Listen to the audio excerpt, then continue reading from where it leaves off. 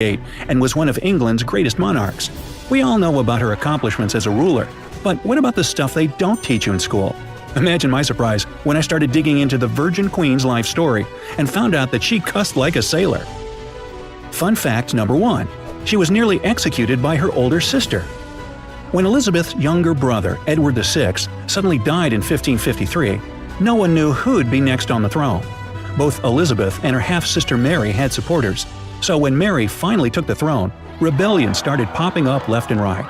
The new queen had them all snuffed out, which earned her the nickname Bloody Mary, by the way, and got a cocktail named after her, and she put her little sister in prison for 2 months. Elizabeth only managed to escape execution by assuring Mary that she didn't have any part in the rebellions. She was still kept under house arrest for almost a year, though. Whew, talk about sibling rivalry. Number 2. She was never really meant to be queen. It was sort of thanks to a series of coincidences and unfortunate events that Elizabeth took the English throne after Mary's death. You see, her father, Henry VIII, had the line of succession planned down to a T. He was a golfer? Never mind. Edward would take the throne after him, but if Edward didn't produce any heirs, then Mary would become queen. And if she didn't have an heir, then Elizabeth was last in line. Well, that's pretty much how it went. Only Elizabeth's predecessors died before they could produce an heir. So she took the throne. Lucky her. Number 3. She was kinda like a cult of personality. Once she became queen, Elizabeth's advisor started a campaign to make flattering portraits of her. Later on, these depictions would include details of classic goddesses like Venus or Diana. This way, Elizabeth created an image of herself as a pure and divine monarch who is married to her country. Well, the cult of personality must have worked because she reigned for over 40 years. Number 4. She rejected all attempts to force a marriage on her. The Parliament tried to convince her to marry and bear an heir to the throne.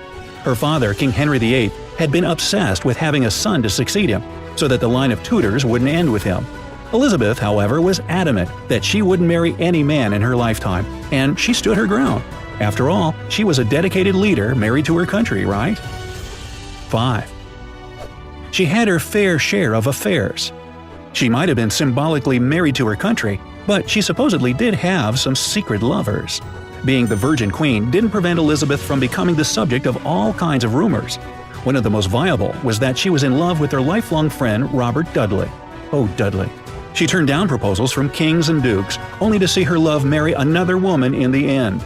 But then again, when his wife died, Elizabeth still resisted marrying Robert herself, preferring to keep her image instead. If this secret love story is true, then it's kinda sad actually. There were other rumors as well, and while some of them were possibly believable, others were downright outrageous. For example, according to one theory, Elizabeth was actually a man. That was why she never married. She supposedly died at a young age and was later replaced by the only red-headed child there was at court. Unfortunately, it was a boy. Man, that's right out of the tabloids. 6. She was vain. Well, it might not be too surprising that a queen would pay particular attention to her clothing and appearance. Everyone knows Elizabeth loved to attend any event in a super decked-out ensemble, but can you imagine that she supposedly had over 2,000 pairs of gloves? Her wardrobe was immense, and she never wore the same clothes twice. Speaking of which, number 7. It took her a lot of time to get dressed. Being particular about your outer beauty does come with its drawbacks. It took her ladies-in-waiting hours to dress and undress her, and as the queen aged, it became increasingly worse. She was very, very elaborate about her looks, and spent over 4 hours a day getting ready. Not only did she want to look immaculate, she also had other ways to stand out in a crowd. Number 8. She required other women to look plain. While the queen herself was always shining in her beauty, she required her ladies to only wear black or white, making them pale in comparison. Yes, despite her tremendous success as a ruler, she had her guilty pleasures and wanted to be the only one to catch people's eye in the court. So even the prettiest of ladies looked rather homely next to their liege. Like I said, she was pretty vain, but still. Number 9. Her looks were quite deceiving.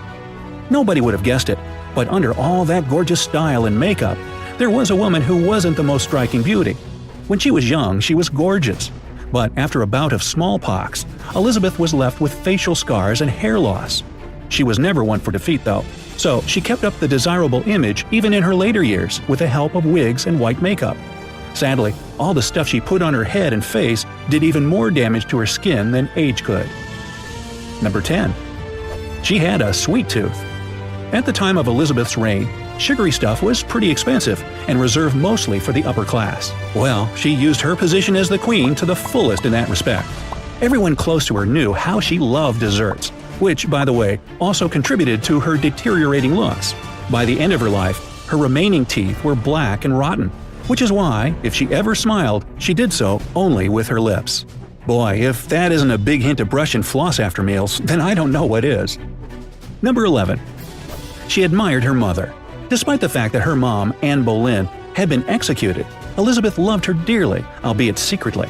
Of course, when you have a mother who's hated by the whole nation for her affair with your dad, you'd probably think twice about being open about your feelings.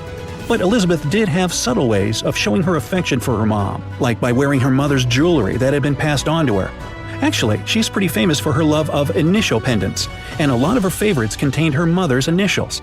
There are portraits of Elizabeth wearing an A pendant for Anne, a B, probably for Boleyn, and a B around her neck. Later, when she became queen, she always wore a locket with her mother's picture inside. She also granted a lot of titles to her mom's favorites at court, which was no coincidence either.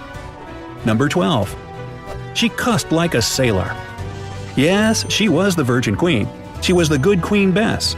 She even had an American colony named after her. And yet, she really didn't care what came out of her mouth.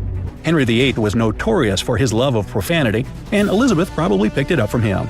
It's no secret that she loved her father, despite him having her mother killed, and followed very much in his steps.